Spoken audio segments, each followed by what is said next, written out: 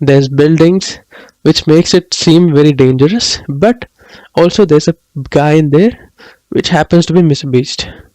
So this video, I finally bought my car at age 20. I wish I could show you guys the analytics, but I don't think YouTube will like it a lot if I show my YouTube dashboard, but I wish I could show you all. What happens is first few 3 days it didn't have any views. It was stuck at like 20-30 views. Then slowly it started recommending people.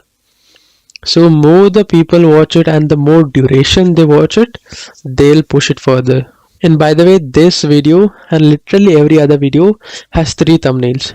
So that's why you guys might see my same video with 3 thumbnails.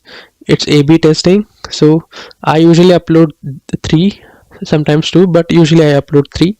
YouTube, mixes it up, shows it to multiple people, and whichever thumbnail performs the best, YouTube sets it. For example, this thumbnail, I made 3 thumbnails and YouTube finalized this one.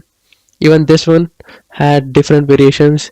There was 2025 written here in the bottom, there was 2025 in the background, and there was like, don't make this is how I'll make my 2025 worth it, or something like that. So there was 3. Even this video there was 3. So I usually upload 3 is the maximum. And even the skincare video, this one also good. It picked the best working thumbnail. So like, YouTube is a mathematics now.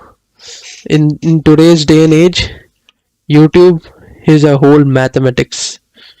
If you learn YouTube and if you learn how to make good thumbnails, you can crack it.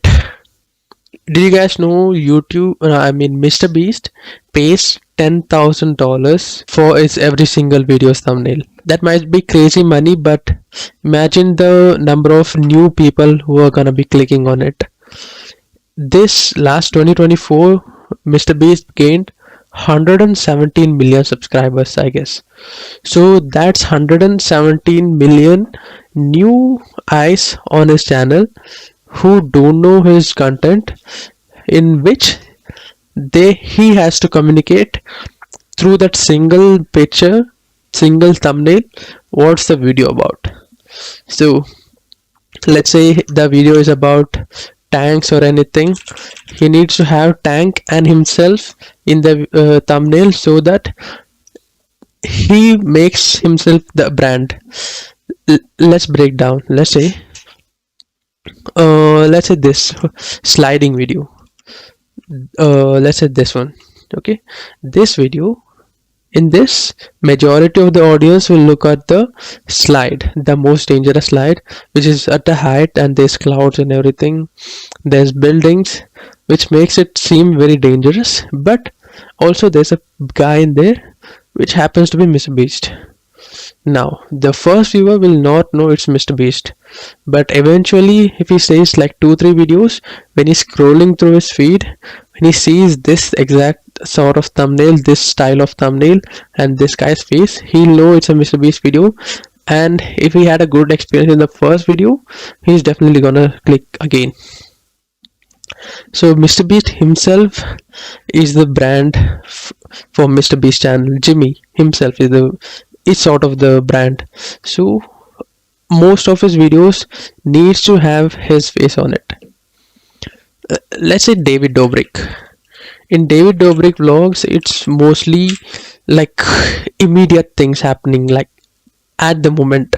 So a lot of the times David Dobrik is in the corner and there's a immediate thing happening which will make me want to click on the video.